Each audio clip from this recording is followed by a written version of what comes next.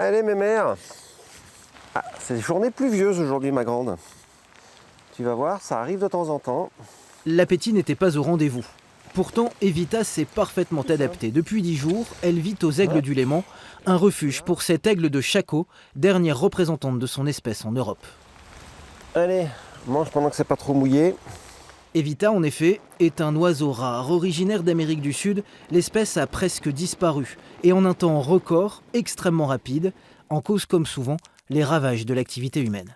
L'élevage intensif sur la partie argentine, la déforestation sur la partie brésilienne ont complètement réduit son périmètre et les populations se sont effondrées à tel point qu'il reste moins de 1000 individus aujourd'hui dans la nature. On est sur une espèce qui est en voie d'extinction.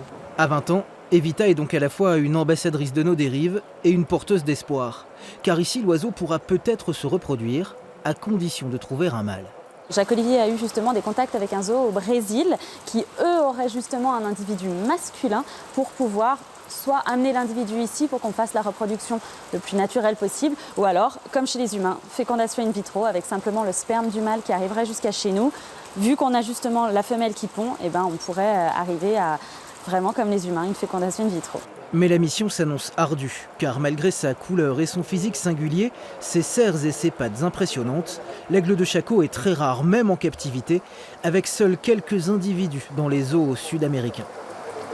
Si on avait pris il y a quelques années la dimension de ce qui pouvait se passer dans l'environnement, on aurait certainement mis quelques individus en captivité, on aurait créé une population souche qui nous permettrait dans quelques années de les remettre dans la nature. Là aujourd'hui on voit bien que malheureusement on est dans une situation qui est inextricable, on n'en a plus en captivité, il n'y en a quasiment plus dans la nature.